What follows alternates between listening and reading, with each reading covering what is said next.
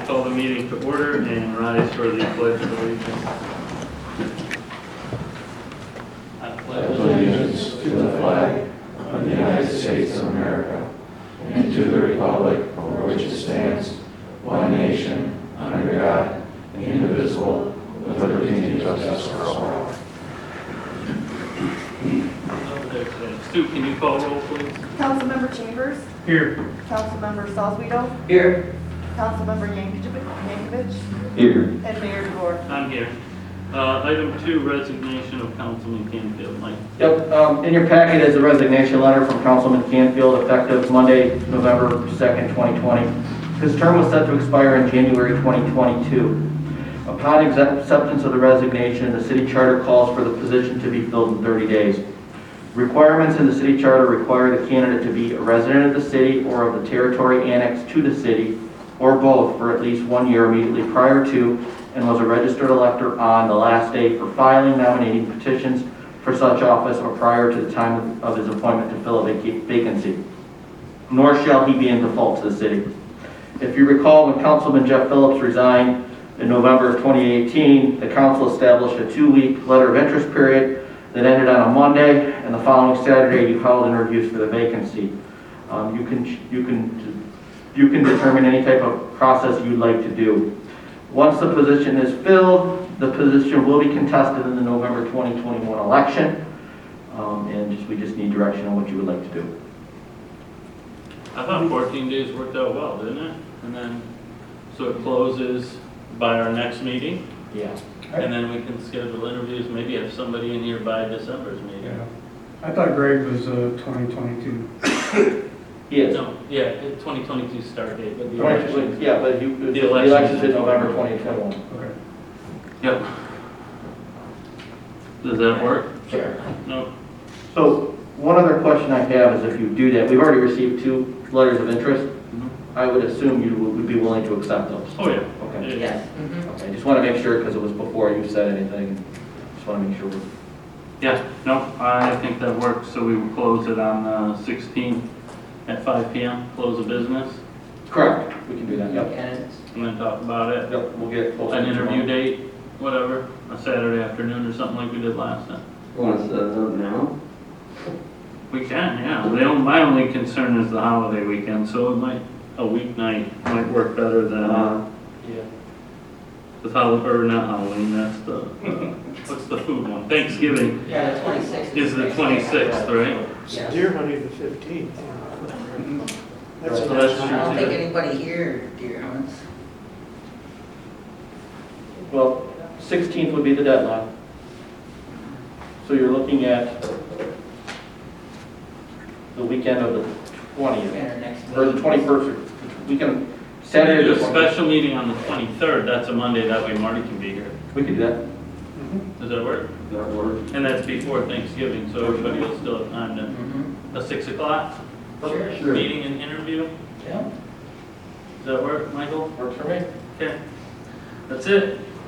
Let's move on to item 3, approval of the consent agenda. There was the item C added under new business, Monroe, Washington survey work. That should be on all the new agendas. I'll look to them for a motion to approve the consent agenda packet for tonight. I'll make that motion. Jim I'll support. and Marty. Any other discussion or changes? Sue? Councilmember Salzweedl. Yes. Councilmember Yankovic. Yes. Councilmember Chambers. Yes. And Mayor DeVore. Yes. Citizen discussion for items not on the agenda.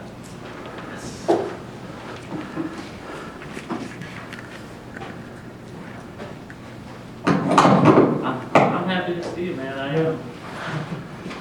Terry Beesham, 924 Riverside Drive. What I want to ask, to find out where we are with the Unity property swap. And the reason why I'm asking that is because my understanding is that's holding up the easements. And again, I certainly would like to get these easements taken care of because our new general manager at Lowell Power is starting the the 4th this week. And Steve's last day is the 20th. And so, again, just, I don't know, it's possible, I'd just like to have those things cleaned up before Steve leaves and Charlie takes over. So, again, last time I talked to Steve, the easements have not been taken care of yet for the Unity property situation. So, thank you.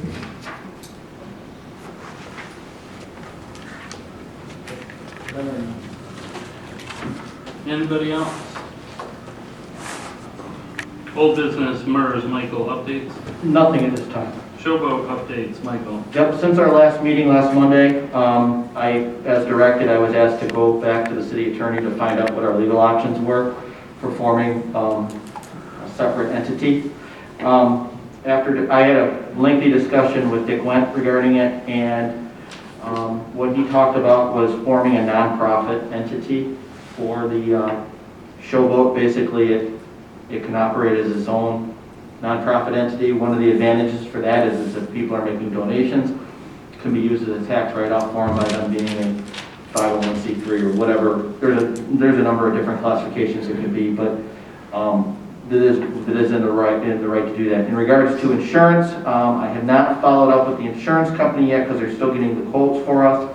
However, in my discussion with the attorney, it's actually probably cheaper for them to be on our insurance than them forming their own.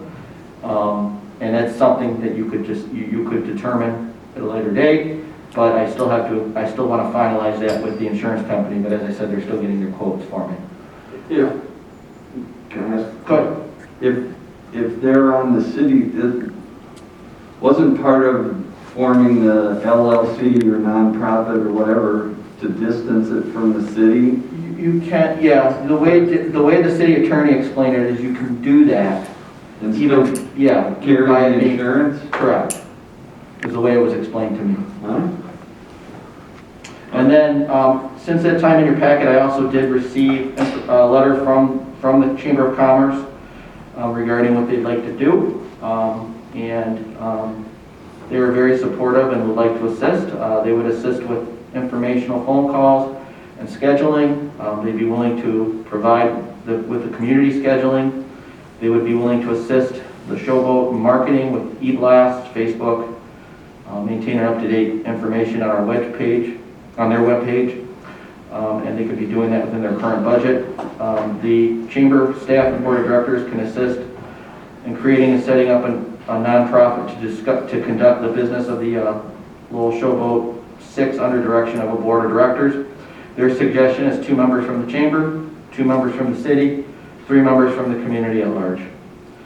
And they also further discuss in the letter that per the Lowell Area Chamber of Commerce Board's discussion, when the nonprofit is set up and running, they believe this entity could hire a manager and any additional staff required to operate the venue adequately, including scheduling, marketing, and day-to-day operations. When that time comes, Chamber will step back from their assistance to this business startup from providing the community schedule for events that pertain to be the use of the Lowell Showboat and serving on the board of directors.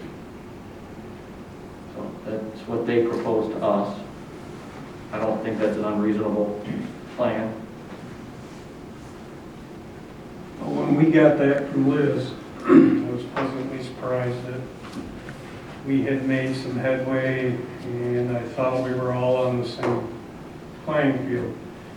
And then Mr. Munt sent an email out that, well, I'm not so sure that everybody on your team, Liz, is cohesive with what's going on.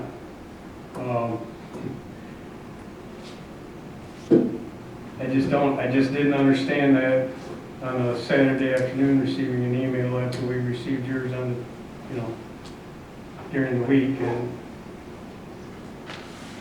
it's very confusing. I thought we had a good thing going, and then I'm not so sure.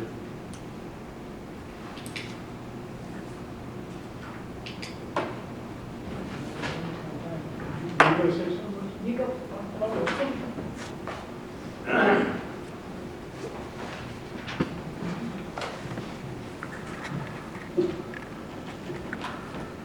Good evening, Mark Month, 800 Bowles Road. I understand your confusion. I don't have everybody's email address, so I simply grabbed an email that Liz sent out and had all of your email addresses on it, and I used that. I was not representing the chamber with my comments. I was talking as the fundraising committee chair to the people sitting at this building. That is all. So I'm not sure what you were confused about, but I don't have anything to do with the Chamber of Commerce. Well, but you do have a big say in the direction that you would like to see everything go in. And I do firmly believe that the chamber, the board over there, listens very closely to what you have to say. I have not had any direct discussions with the chamber board at all. I deal exclusively with Liz in the function of fundraising. That is all. I do not go to their meetings. I don't, until last week, I couldn't even tell you who was on the chamber board. And that's God awful truth. I didn't know who was on that board until they sat in this room talking to you people. But I thought we had everything worked out and cleared out, because I asked you several times that night, Mark, that is there anything else? And then no, and then wham, we get hit with that. I guess I would have been fine with it until it got to the bold print where you, I didn't appreciate that at all. I personally have gone above and beyond to try to do everything in my power. And it just makes it sound like you don't appreciate anything that we're trying to do. We can't bankrupt the city over this thing. We thought we had a good way worked out, and now, like I said, I don't know.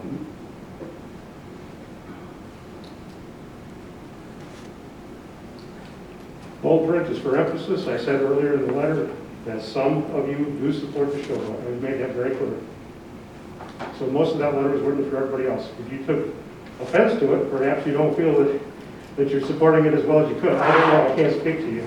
So I don't know why you would have been offended if you think you've done everything that you can, that you're doing everything you can do to support the show. I was offended the very first night when you got up and were extremely agitated and made sure Greg knew the exact number. And then Saturday, I get that in the same meeting. I'm assuming, if you say you didn't mean nothing by it, then I believe you. Whatever, I don't know what to tell you, Mark. But again, I do not have anything to do with the Chamber of Commerce. Liz and I sit on the same committee to raise money for the show. Okay? I was curious as to why, if we were quoting the wrong numbers during the meeting that you were in attendance, that you didn't stand up and say, hey, we also want to raise this and this. Because you're not shy about speaking up, and that was the big confusing thing of the email for me, is to bring up those issues 5 days after the meeting when you were here. It wasn't like you weren't here. Well, for the most part, I thought that there was enough discussion that indicated there were other things that were still being raised for. And so I guess I felt comfortable with letting it go at that.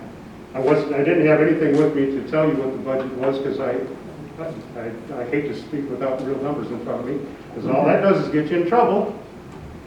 But the problem was that on Thursday when the paper came out, they put it right on the front page. And that made it important to me to then follow up with you all to make sure we're all on the same page.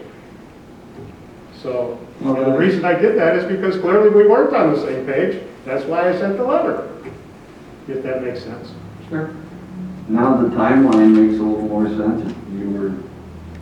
The reaction wasn't to what we said at the meeting, it was seeing it in print. Correct. There's a danger there, though, and I think we all know it. I just ended up in a discussion with some people at the Township last week because I made the mistake of going based on the ledger at first look, and that is context is important, is I guess my message. I read 2 articles about something that happened over there, and I reached out to the people I thought were in the wrong to get the whole context of it, so I guess these face-to-face meetings are more important when you have media outlets writing about it, because the idea is to get the link clicked and get the paper sold, not always to wait, you know what I mean? First to report is important, so I would rather do this, have a conversation with you. I mean, not necessarily with the microphones or whatever, come stand in your driveway, but then battle it out based on what we've read in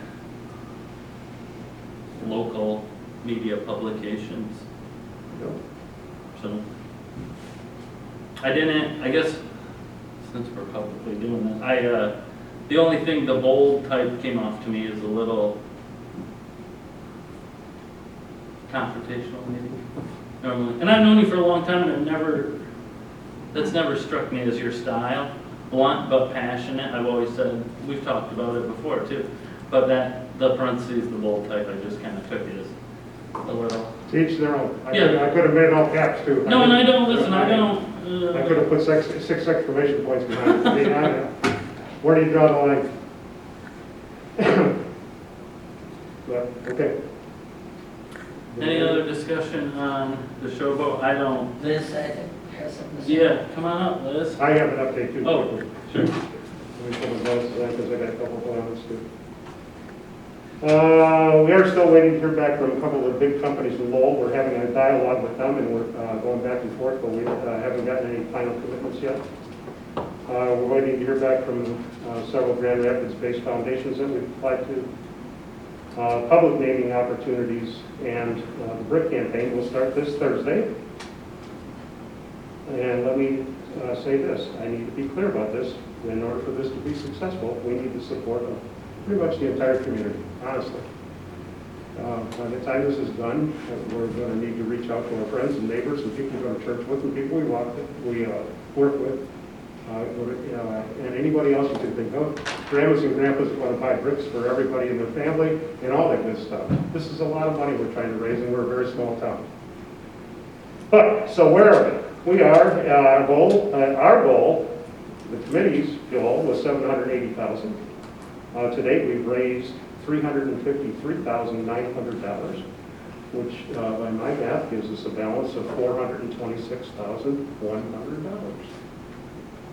You have, are you gonna have any marketing material on the brick campaign as far as? Yes. Okay. Yep, that'll all come out Thursday, or maybe even I Wednesday. think it's supposed to be in the ledger, is it not?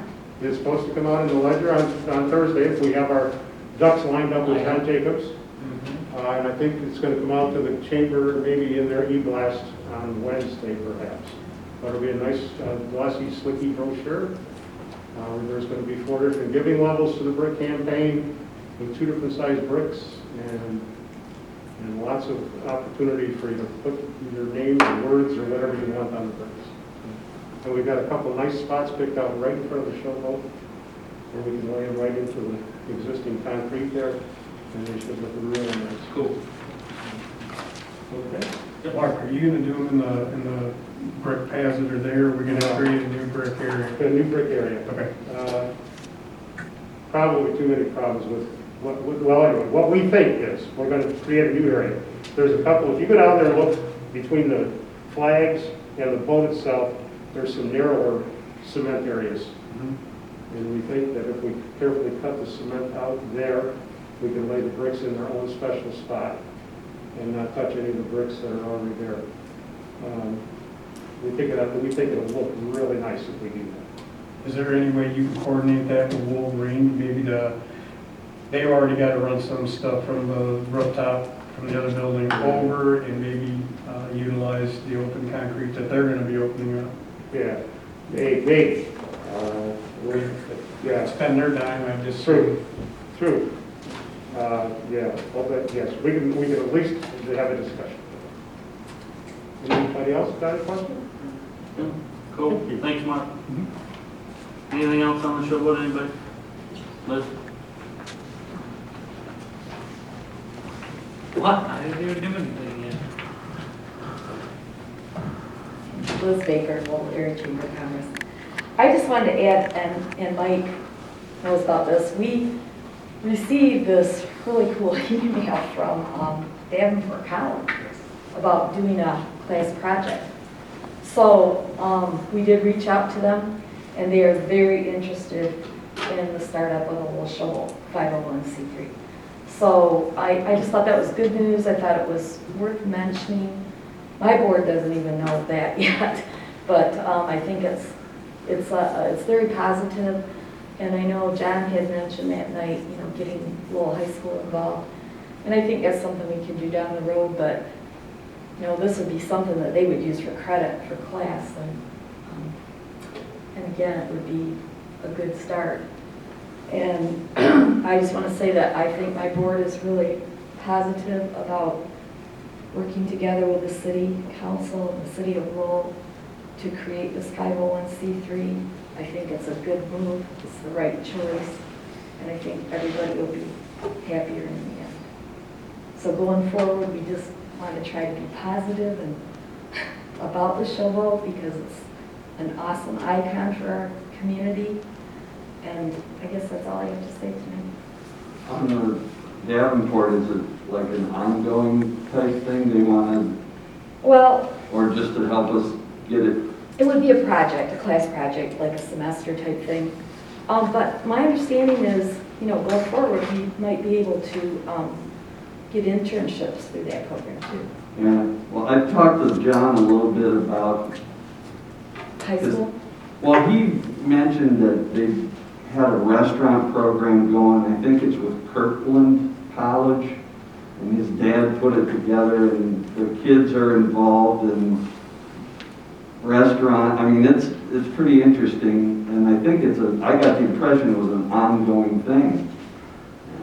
Oh, So this project you're talking about is like to establish and organize and Yeah, help set I up the LLC? yes, I think that would be huge to be able to have, you know, Yeah. that sort of help and input, Yeah, just to even get us started.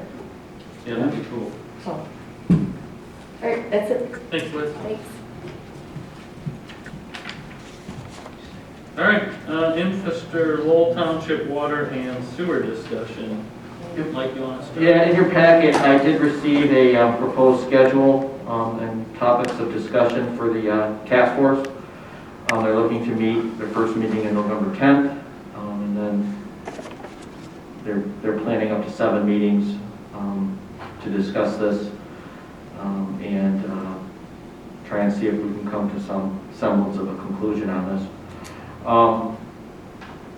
I met with the mayor last week about task force members, and I'll let the mayor talk about that. Yeah, so it sounds like Jerry has himself and Mark Anderson. Bill is going to have I believe another knee replacement. Is that what? Yes. A knee replacement. So he won't be mobile for these task force things, and then he's going to have, I think, 2 citizen reps. Is that? My understanding was there was going to be 3 members of their task force, and then they were going to appoint a citizen rep. and Right. we were going to appoint a But citizen rep. yeah. So we've gone without Greg and with Marty not being available on Tuesdays, with Dan instead. Dan's ask him a question about that system and he'll rattle it right off. So that's important. Myself, Mike Burns, and then Todd Shaw as our citizen rep. Just for some, I think there's a wealth of knowledge there about infrastructure and the needs. And then we don't have a meeting location yet, so Yeah. I'm not sure how that's going to go or whether we'll alternate home court advantages Kind of what I'm thinking. or whatever. And then I think that this meeting schedule is a little stretched out. I don't really foresee it. Greg and I and Jerry and Mike and Bill and everybody else and the attorneys have had meeting after meeting after meeting. And we've done pretty good note keeping. So I really think a lot of this stuff's been talked about. So I don't know why you have to have an entire meeting just for a rehash. So I'm hoping we'll be able to accelerate this timeline a little. But as far as right now, that first meeting date is pretty cast in stone. We just have to figure out a location. So what is our overall goal when we meet with them? Find out what are our differences, where do we agree, where we don't agree, see if we can all agree on something, or what does that plan look like? To find out what is best for us and them going forward. What shape that takes, I think, is still to be determined, but We've taken a pretty hard stance that it's 425 or nothing. Right. However, a significant, say they come and give us $20 million, well, your attitude might change a little bit. But, I mean, as far as where I sit from a recommendation standpoint, it's got to be a 425 or significant amount of money.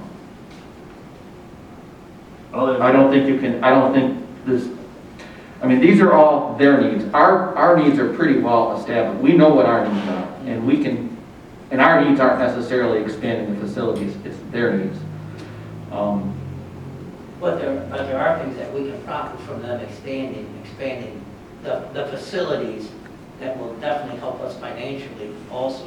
Well, I mean, It's not just I don't believe it's just a one-way street no, that goes. The way they present it, maybe it looks like a one-way street, but right now, I mean, if you look at how it's structured now, I mean, about 20% of our income is the wholesale rate to the township, and if we didn't provide to the township, we wouldn't have to provide the treatment cost. So basically, I'm not saying we're profiting. I mean, we do get a significant amount of income, but I'm not going to say it's a profit for us because it's additional treatment that we have to do because of it. And I mean, we don't charge. When we charge, basically the rate methodology is we charge them the cost to do it. Right. It's not like it's making additional. They're getting a wholesale. Yeah, Right. they're getting a pretty good deal for it. Right, for us exactly. today, and we're kind of locked into that for a few more Correct. years without increasing rates. Correct. Yes. Okay. all right, so we'll meet on that first Tuesday there, and we'll try to bring regular reports back. Hopefully somebody there will be doing record. I would imagine whoever hosts the meeting would be responsible for the record keeping. All right. Where are we at? Oh, line check building, Mike. I was asked to place the line check RFP on the agenda. If you recall, due to an administrative error, we couldn't move forward with the process. I would suggest maybe referring this matter back to Lowell Power to see what they would like to do before moving forward. Unless anyone has any other issues with that. They just, I guess with their new director coming on board, I wish we could possibly sped this up a little bit quicker. Obviously, he's going to take time to get used to steering that ship, dealing with the new people. I don't see it, maybe I'm wrong. I'd like to see it done here relatively quick, but I don't want it dragging on either for, months on end. As chairman, I've asked Steve, one of his priorities before he leaves is to get a formal appraisal of that property. And then with that formal appraisal, then we can move forward. When's your next meeting, Barry? Next Thursday. Next Thursday. I don't think he'll have it by then, will he? No, but there could be a discussion item at least. Not that I don't, Steve and I have had that discussion. Good. All right, Dan, your turn. Oakwood Cemetery Rules and Regulation Revision. New business item A, sorry. Good evening, Mayor and Council. I was tasked to finalize the new rules and regulations for the cemetery. We have a list of rules and regulations that helps with the direction and flow of different aspects of the facility.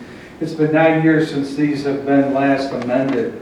During these 9 years, city personnel have seen areas that need some work. There's also been some new ideas with cemeteries that are happening that we'd like to address before they become issues in Lowell. Some of these new ideas include increased burial densities, new eco-friendly burial containers, more cremations and spreading of ashes, private markers with the ability to determine cremains and additional recreation uses. I believe those items we've all addressed, or I've addressed all those items in the new rules. Overall, the current rules and regulations do keep some order. City personnel have been good to work with cemetery users with their concerns and requests. However, there have been some past actions taken by staff to appease the families that has caused issues as we move forward and as the years go by that we find later have become issues. Current rules allow for the purchase of burial rights by city residents at a reduced cost to the resident. I believe those are $250, or non-residents pay $500. However, there's no language to address the transferring of those burial rights to people who do not live in the city. The city loses money when this happens, so there's language that addresses that now.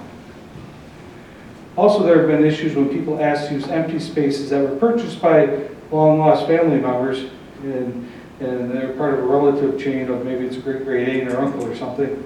These people come and ask to use these spaces, and it's difficult sometimes to determine who gets first rights to that when there's many family members you don't even know about, and then they start asking questions as well. So again, we've tried to address that with these new rules and regulations. At this time, we haven't addressed any of the current fee schedule. That would come after we're done with the new rules, and then hopefully have them presented to you and approved before the next budget year begins. Besides several changes that involve cleaning up language, some of the more specific changes to the rules that we've looked at in section 3.4 address that payments that be made at City Hall, specifically at City Hall, that we help get the money here with the staff, but we don't really want to be taking money at the cemetery. Conduct area, we want to prohibit metal detecting. That's a new hobby. It's a hobby that's becoming more popular since there's TV programs on it, and there are known places where metal detector hobbyists come to cemeteries looking for artifacts or whatever they can find, and we want to try to prohibit that. So we put language in there for that. Shepherd hooks in 310. 310 describes things that can and can't be put around a grave space, and then there's a layout now of where you can put things, and trying to keep an orderly appearance in the cemetery. So we reduce that area down so it doesn't get spread out through the whole site. And then we also want to make sure shepherd hooks are addressed. Shepherd hooks become a safety issue for those that maintain the cemetery. Driving by on a lawnmower or something, or weed whipping, you're not paying attention to completely everything. So we want to just not prohibit them, but limit them, and then have them set in a way so that they're as safe as possible. Again, we've come up with a drawing that helps explain where people can put their materials and their plants and their flowers and stuff. We don't want to eliminate that, but we do want to keep some more orderly appearance in our cemetery. 315 talks about American flags on our veterans markers. We've expanded that language to be able to put them up a couple weeks before Memorial Day, and let them stay till after the 4th of July. We have had discussions of leaving them all year till after Veterans Day before they get picked up. This language just talks about keeping them there till the 4th of July at this time. Section 4 is where we start seeing some changes to some significant language. Purchasing of the burial site spaces, that people should need to put names to the spaces when they purchase them so that we know who's intended to be put there. Again, people in the past would buy them, hold on to them, or not put a name to them when they purchase them for $500 or whatever, or $250, and then transfer them to somebody who's not even a resident of the city. And then again, the city loses out on money on that end, and then it becomes an issue with keeping track of those type of things. Also get the abilities where people buy them and don't put a name to them, pass away, and then how do we address that? So we're requesting that they put names on them when they purchase them. And is that moving forward? Yes. We have language in here now on the transferring and resale, keeping the transferring to immediate family members who are your immediate family, spouses and children, and I think maybe grandparents. You have to look at the definition in the front, but then keep it to that so that a niece or a nephew twice removed can't become a long-term claim some spaces. Also talks about 4.3, the city purchasing back burial rights. People buy them, don't use them. In the past, the city's offered them $100 to purchase them back. Changing the language to say, if we know how much you paid for them, to offer that back to them minus a 20% admin fee. Where we don't know what was paid for them, then it would still be the $100.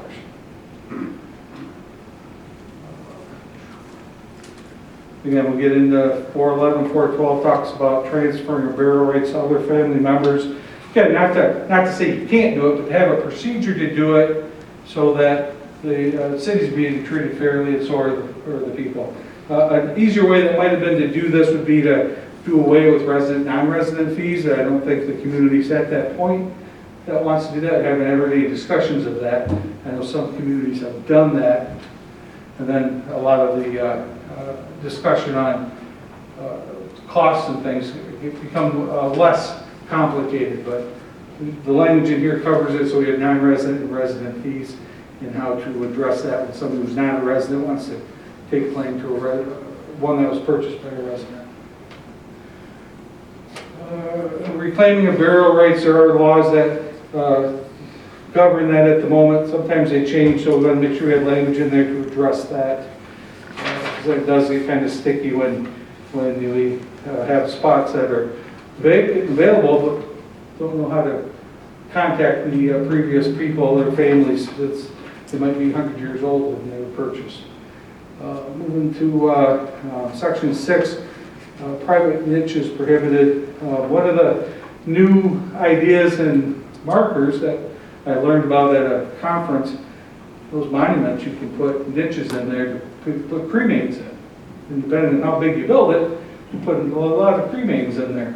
We don't have any language that speaks towards allowing that, and the language that we put in and developed says that they're not allowed unless the city approves them. So if there's a reasonable marker to do something like that with, I think we should discuss it, but I think we should stay away from the condominium type niches so that somebody doesn't buy one and say, I'm going to put the rest of my family's forever in here because I got 50 spots or however many they can put in there. So that addresses that there.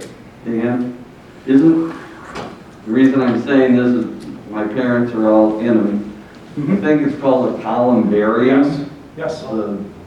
Yes, and if we don't have one in our cemetery, but if we had one, you could sell those spaces and do it properly and keep track of who's there. Because the other problem you get is you have one of these monuments where family members can put other family members in there, and they don't give us the information on it. We have no records of who's buried in our cemetery, whose remains are in our cemetery. So that's another issue that comes up.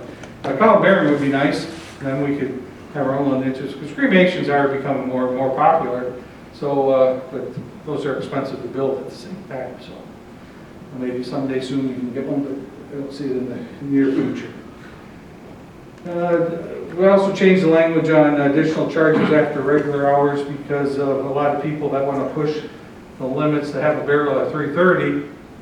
4 o'clock becomes overtime for our guys, so we moved that back a little bit to say it has to be done by 3 o'clock, so that gives the guys time, the girls time to finish up the work they have to do to do the burial, so go home at a decent time. If people want to go longer, not against doing it, we just want to have a mechanism to cover our costs for that. And then we are more specific on the number of interments per grave spacing, and that goes back also to the monuments with niches and things of that nature. There's a specific number of people of interments that can be made on the burial space.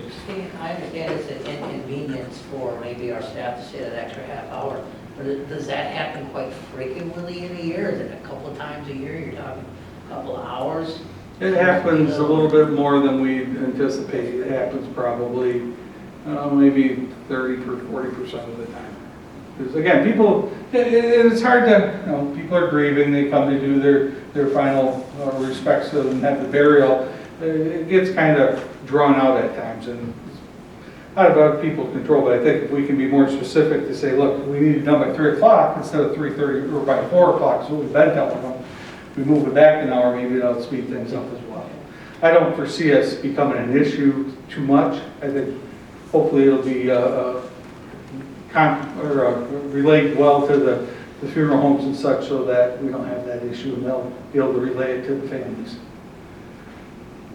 And that was the long and short Cool. of it. Well, I appreciate all your work on it. I know going back through these old policies is necessary, but probably not all exciting. Did that hit everything you were? Yes, thank you, David. It was very much what I was looking forward to get. Yeah, this is a little confusing because we just found out from my father-in-law, he's got like 7 or 8 spaces that he had purchased years ago. And of course, he's telling family members, oh yeah, you're allowed to be buried here. And so this maybe not be a true statement because they're not citizens of Lowell. So I don't know. That's what the council wishes to do with this. Yeah. Just try to put some language together to cover those aspects and go from there. It just, it can become a sticky wicket, if you will, where people show up, say they want to buy one, next thing we know, they're putting people's names on there and residents. Right. And those residents should have came, or non-residents should have came about, or they should have just been upfront with it, and we cover it that way as well. And again, another option is to do away with the resident, non-resident fees, and a lot of that disappears as well, so. I got a couple quick questions for you, Dan. I read the whole thing, top to bottom. I read the word sexton in there, half a dozen times or more. We currently do not have a sexton over there, do we? Currently, we do not. So that individual would, whose responsibility then would that fall on? Yours? Okay. And to be honest with you, Scott Bosberg has stepped up big time to help with that as well. And before Joe left, he did too. Everybody pitches in and does what needs to be done. Right. Nancy Roth at the cemetery, she's really good at meeting with the people. She's a part-timer. She doesn't want to be a full-time person. I've asked many times. But she's stepped up, and Ron and Kevin and the rest of them out there stepped up too. So we don't have an issue with that at the moment. The issue ends up being a little bit now with Luann gone and Sue stepping back in there to handle a lot of this. The sexton being able to work with that person, Right. plus the families, plus keep things taken care of, plus take care of the other work the sexton has to do outside of the cemetery too. So hopefully soon we get that position filled. Oh, I know we were looking for one, right? Yes. We are, but we have current labor negotiations that we have to get resolved before we can do that. But it is nice to hear that the DPW guys are willing to step up and do what Very needs much. to be done, so I commend them guys on that. And sounds like you get to be the new sexton for a while, so good luck with that new hat. We'll get you a plaque made, so next time you're up here. Does not come with a raise. Another advisor. More responsibility equal. All right, thank you, Dan. DPW HVAC unit while you're up there.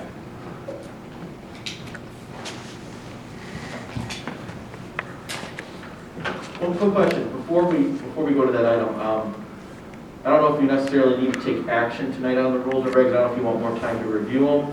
Come back another meeting? It's right in there, I thought that he was gonna bring them back. Okay, all right, I missed that. Let me look at some on you, I thought it said.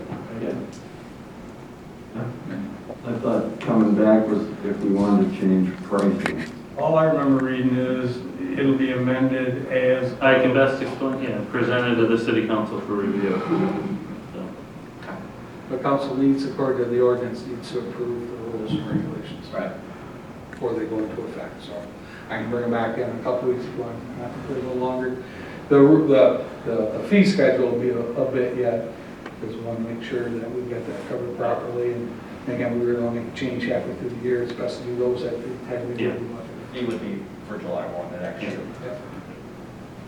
all right, let's do that. HVAC unit, comes to my attention that our HVAC unit at our DPW building is in very poor shape.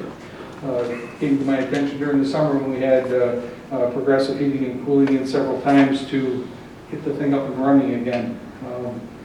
They informed us that the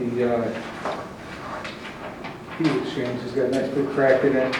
And I believe they're coming out today at the end of the day to shut it off, the unit, until we get something done with it, because it's unsafe.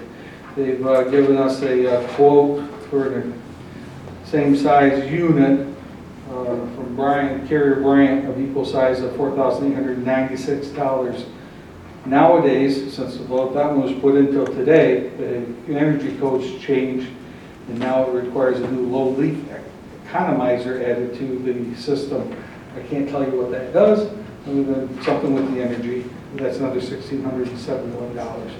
Total price to replace this unit would be $6,567. We've only received one quote. Yes. Did you reach out to anybody No. else? No, I did not.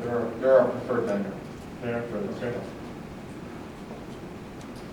Because I know if Mr. Canfield was sitting here, you know that'd be a question he'd ask, so. All right, any questions for Dan? Anybody want to make a motion to get those DPW guys some heat? Yeah, I'll make that motion that we approve the new HVAC system for the DPW building. Support. All right, and Cliff, any other questions for Dan? Stu? Councilmember Yankovic. Yes. Councilmember Chambers. Yes. Councilmember DeVore. Mayor Oh, DeVore. yes. Mayor DeVore. And Councilmember Salzweedl. Yes. All right, one more.